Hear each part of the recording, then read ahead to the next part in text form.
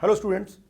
हालांकि मैं आपके साथ ऑस्ट्रेलिया का वीज़ा प्रोसेस पहले भी 2022 की बात कर रहा हूँ शेयर कर चुका हूँ, लेकिन फिर भी कई स्टूडेंट्स का क्वेश्चन था कि डिटेल में बताइए, क्योंकि उसमें मैंने चीज़ें डिटेल में नहीं कवर की थी। वीडियो लंबी जाएगी, लेकिन इतना जरूर है कि वीडियो के एंड तक जाते जाते आपको ऑस्ट्रेलिया का पूरा जो स्टूडेंट वीज़ा प्रोसेस है वो क्लियर हो जाएगा। हर एक चीज़ लेवल 1 लेवल 2 क्या है, किसके वीज़ा चांसेस ज़्यादा हैं, फंड्स कितने होते हैं, सीओई क्या होती है, प्रोसेसिंग टाइम क्या लग सकता है, सारी की सारी चीज़ें जो डिटेल्ड वीडियो में होनी चाहिए वो सारी की सारी इस वीडियो में डिस्कस करेंगे। वीडियो का एंड तक देखिएगा, लेकिन उससे पहले हमारा यूट्यूब चैनल जरूर सब्सक्राइब कर लीजिएगा, क्योंकि इस पर आपको ऐसी ही इन्फॉर्मेटिव वीडियोस देखने को मिलती हैं। तो बात करते हैं ऑस्ट्रेलिया वीज़ा प्रोसेस की। सबसे पहले यहाँ पे आमतौर पे हम ऑफर लेटर सबसे पहले देखते हैं, लेकिन यहाँ पे असेसमेंट लिखा हुआ है, असेसमेंट के साथ लिखा हुआ है अकॉर्डिंग टू योर प्रोफाइल। देखिए, जो ऑस्ट्रेलिया है, ऑस्ट्रेलिया में कई तरीके से आपकी जो प्रोफाइल है उसको डाला जा सकता है। हालांकि कनाडा में भी यूनिवर्सिटी और कॉलेजेस होते हैं, लेकिन यहाँ पे थोड़ा सा डिफरेंट है। पहली बात तो जो इंस्टीट्यूशंस हैं वो एक तो यूनिवर्सिटीज़ होगी, दूसरे वेट हो गए जिसको हम कॉलेजेस बोलते हैं, तो उसमें आप जो कर सकते हैं। लेकिन सबसे ज़्यादा इंपॉर्टेंट जो है आपकी प्रोफाइल, आपको ये चीज़ें समझनी होंगी तीनों। पहला इंस्टीट्यूशन लेवल 1 लेवल 2 लेवल 3, जो इंस्टीट्यूशन जितने भी हैं ऑस्ट्रेलिया में, चाहे यूनिवर्सिटीज़ हैं चाहे कॉलेजेस हैं, उनको उन्होंने लेवल 1 लेवल 2 लेवल 3 में बांटा हुआ है।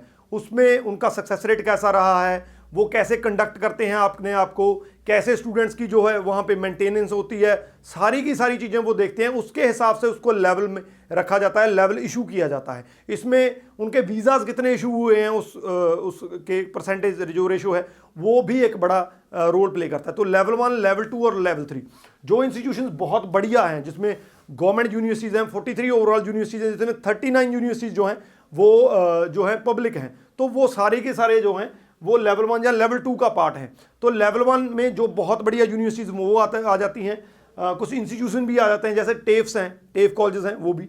लेवल 2 में थोड़ा सा फर्क पड़ जाता है। लेवल 3 जो है वो जो प्राइवेट कॉलेजेस हैं, प्राइवेट इंस्टीट्यूशंस हैं, वो ज़्यादातर हैं।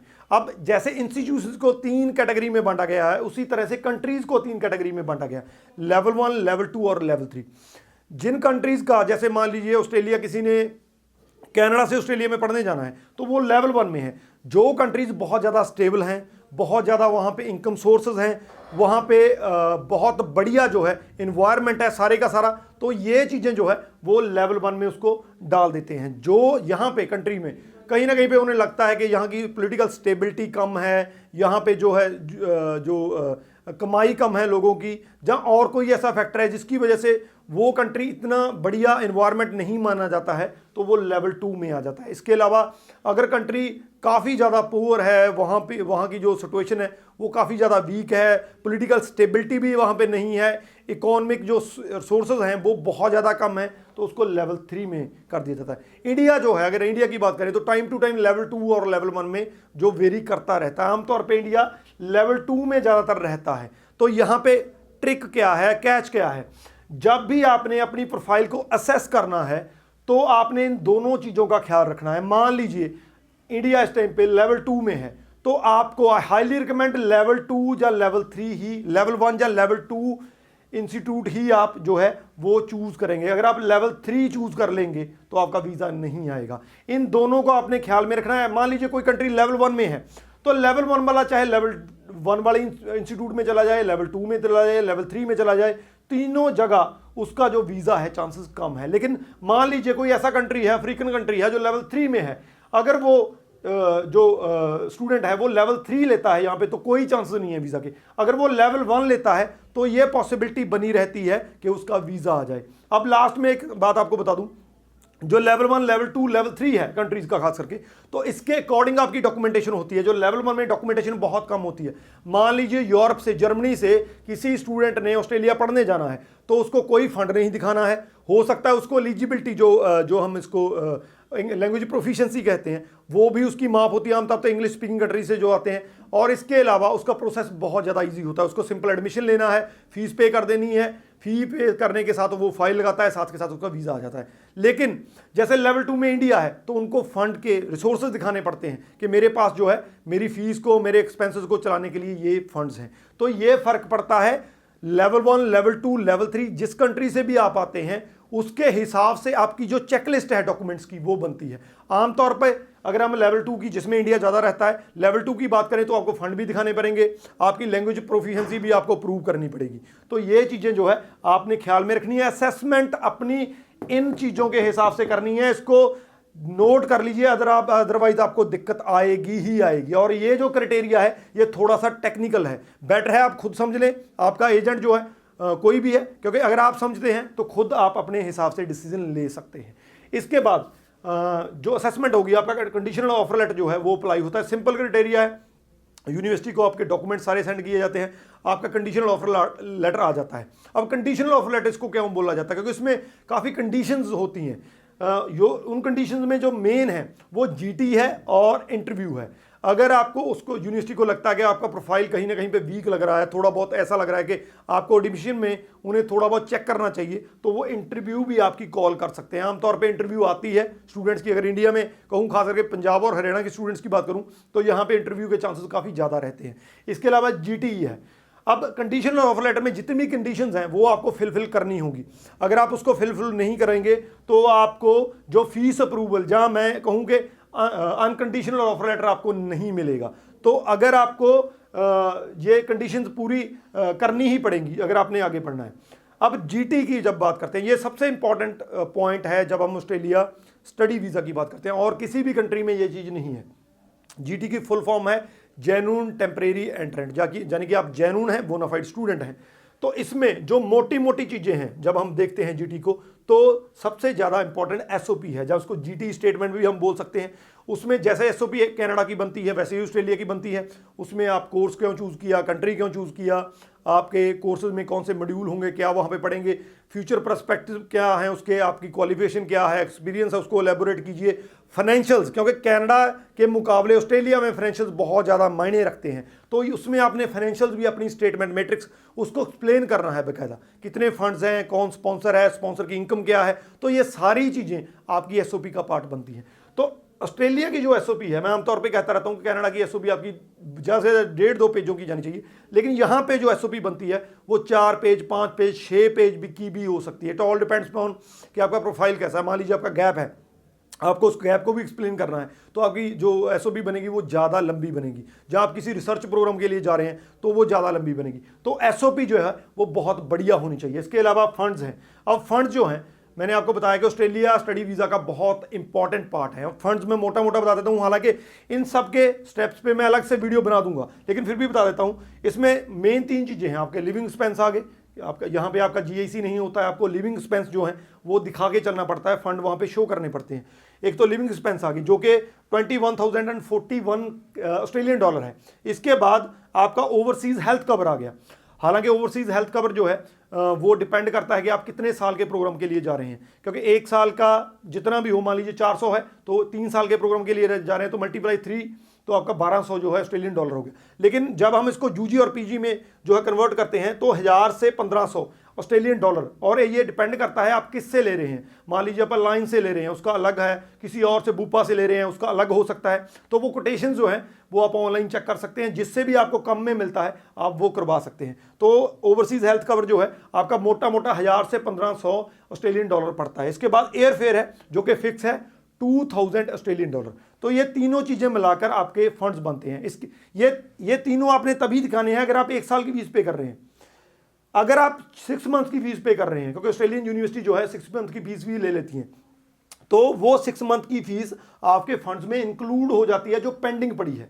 ये नोट कर लीजिए। हालांकि फंड्स में जब मैं वीडियोस पे बनाऊंगा अलग से कर दूंगा, लेकिन फिर भी वो उसमें ऐड हो जाती है। तो ये मोटे मोटे फंड हैं। मोटा मोटा बता देता हूं कि अगर आपने 6 मंथ की फीस पे करनी है तो फंड्स आपके लगेंगे 20 to 22 लाख जो आपके स्पॉन्सर के अकाउंट में होने चाहिए। अगर आप 1 ईयर की फीस पे करते हैं तो 14 से 15 लाख रुपए आपको बैंक में दिखाना है। मोड इसकी कोई भी हो सकती है, एफडी हो सकती है, आप अपना जो है सेविंग में दिखा सकते हैं। तो ये ओवरऑल मोटे मोटे फंड्स हैं। फंड्स के अलावा आपके जो खास करके ये जो है आपके जो स्पॉन्सर हैं उनकी एनुअल इनकम भी आपको दिखानी पड़ेगी। ये फंड्स वाली वीडियो में अलग से डिटेल में जो है कवर करेंगे।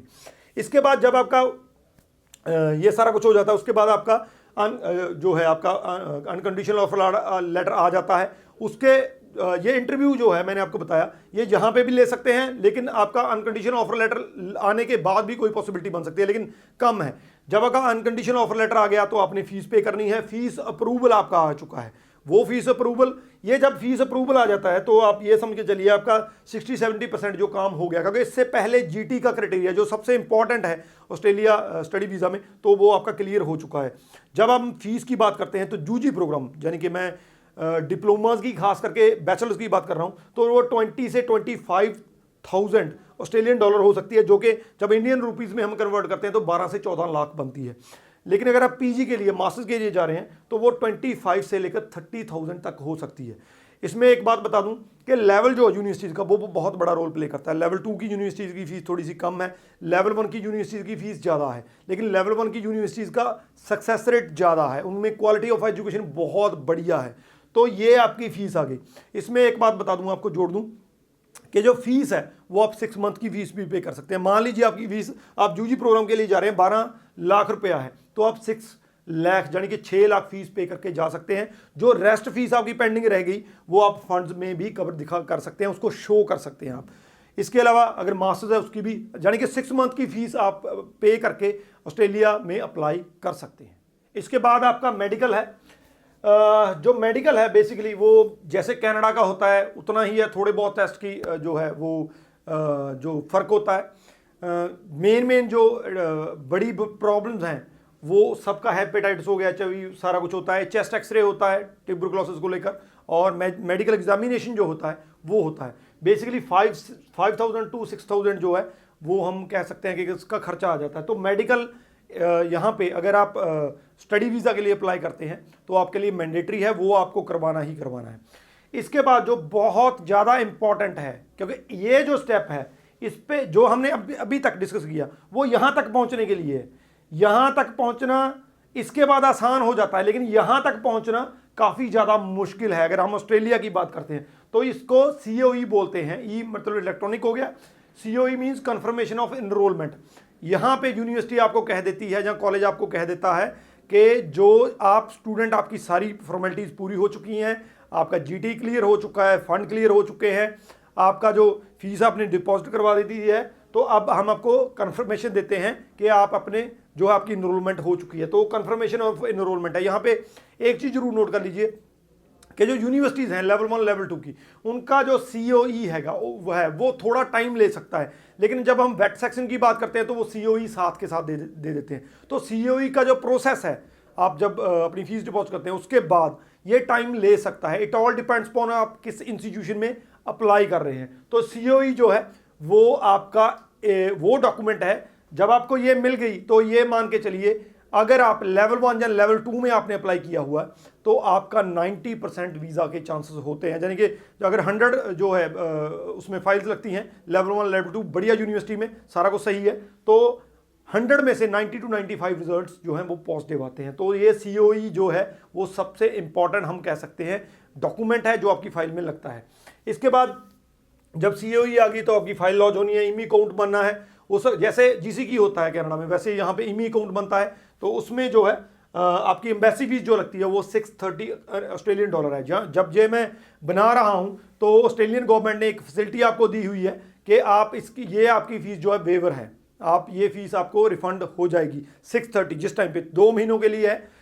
So it all depends on कि ये वीडियो आप कब देख रहे हैं। तो जिस टाइम पे मैं ये वीडियो बना रहा हूँ तो 2 महीनों के लिए ये जो 630 है वो उन्होंने वेव कर दी है। तो आपकी फाइल लॉन्च होती है, फाइल लॉन्च के बाद आपका रिजल्ट आता है। रिजल्ट जो होता है इट ऑल डिपेंड्स अपॉन कि आप किस इंस्टीट्यूशन में अप्लाई कर रहे हैं। ये बहुत इंपॉर्टेंट है, जो मैंने पहले स्टेप में कहा, इस पर मैं अलग से वीडियो बना दूंगा कि आप किस इंस्टीट्यूशन में अप्लाई कर रहे हैं। लेवल 1 में जा रहे हैं, लेवल 2 में जा रहे हैं, टेफ में जा रहे हैं, वेट सेक्शन में जा रहे हैं, यूनिवर्सिटी कैटेगरी में जा रहे हैं। थोड़ा सा कॉम्प्लिकेटेड है, लेकिन जब मैं वो वीडियो बनाऊंगा तो सारी की सारी चीज़ें क्लियर हो जाएंगी। तो रिजल्ट कहीं ना कहीं पे उस चीज़ पे डिपेंड करता है। लेवल 1 की यूनिवर्सिटी है तो आपका रिजल्ट जो है वो 100% हम कह सकते हैं आपका पॉजिटिव ही आता है, अनलेस अनटिल के ऑस्ट्रेलिया ने वीज़ा देने बंद कर दिए हों, स्टडी वीज़ा जहाँ ऐसा कुछ हो गया हो, तो अदरवाइज आपका पॉजिटिव ही आता है। जो वेट सेक्शन है उसमें पॉसिबिलिटी कुछ भी हो सकती है। तो आपका रिजल्ट आता है। अब मैं प्रोसेसिंग टाइम आपको बता देता हूँ। जो इस टाइम पे जो ऑस्ट्रेलिया की ऑफिशियल वेबसाइट है उस पर क्या आ रहा है, 2 कैटेगरीज हैं, वेट सेक्शन है और यूनिवर्सिटी है, तो यूनिवर्सिटी में अगर देखें तो 25% जो है एप्लीकेशन उनको 12 डेज यानी कि 12 दिन में वो प्रोसेस कर रहे हैं, कह रहे हैं 50% को 22 डेज में, 75% को 70 डेज में प्रोसेस करने की बात हो रही है। लेकिन वेट सेक्शन जो है वहां पे थोड़ा सा ज़्यादा टाइम लग रहा है, क्योंकि यहाँ पे आपके डॉक्यूमेंटेशन वगैरह जो वो ज़्यादा है। यहाँ पे 30 डेज जो है वो अगर आपका 25% को 30 डेज लग रहे हैं, 50% को जो है आपके 90 डेज लग रहे हैं, लेकिन 75 डेज को 6 मंथ टाइम का तक का टाइम पीरियड लग जाता है, लग सकता है। हालांकि ये चीज़ जो है वो नहीं लगती है, इतना टाइम नहीं लगता है, लेकिन फिर भी उन्होंने एस्टिमेटेड जो है आपको टाइम प्रोसेसिंग दिया हुआ है। तो ये टाइम प्रोसेस है आपका वीज़ा आपके हाथ आने तक का। यहाँ पे मैं बता दूं, ये वीज़ा जो है इनका, ये आपके पासपोर्ट के साथ डायरेक्टली लिंक होता है, कोई स्टैंपिंग नहीं होती है, ये भी नोट कर लीजिए, क्योंकि कई स्टूडेंट्स को इस चीज़ में भी काफ़ी होगा। तो आपका जो वीज़ा है वो आपकी कॉपी आएगी, आपका जो वीज़ा है वो डायरेक्ट आपके पासपोर्ट के साथ लिंक होता है। तो ये है ओवरऑल प्रोसेस ऑस्ट्रेलिया का। हालांकि मैं आने वाले दिनों में ये 4-5 वीडियोस फंड्स पे बना रहा हूँ। सबसे इंपॉर्टेंट जो लेवल है उसको हमें समझना होगा, असेसमेंट लेवल जो है उसको हमें समझना होगा। उसके अलावा मैं जो इसका फंड्स है सारे के सारे फाइनेंशियल्स हैं उस पर, इसके अलावा आपका जो फाइलिंग प्रोसेस है उस पर भी बना दूंगा। सो ओवरऑल 5-7 जो वीडियोस मेन हैं, और यूनिवर्सिटीज़ पे कौन सी यूनिवर्सिटीज़ कैसी हैं, कौन सी कैसी हैं, चीप यूनिवर्सिटीज़ कौन सी हैं, सारे की सारी, तो आने वाले दिनों में कम से कम मैं आपके साथ 5 या 7 वीडियो शेयर करूंगा, डिटेल में शेयर करूंगा। होप्स हो के आपको जो है ये जो प्रोसेस है ऑस्ट्रेलिया का मोटा मोटा डिटेल में आपको समझ आ गया होगा, स्टेप बाय स्टेप, क्योंकि इसको डिटेल में डिस्कस करना बहुत ज़्यादा मुश्किल था, बहुत लंबी, ऑलरेडी बहुत लंबी हो गई है वीडियो, लेकिन होप्स हो के आपको चीज़ें समझ में आ गई होगी। अगर वीडियो के रिगार्डिंग कोई क्वेश्चन है तो नीचे डाल दीजिए। राजवीर चहल, थैंक यू सो मच।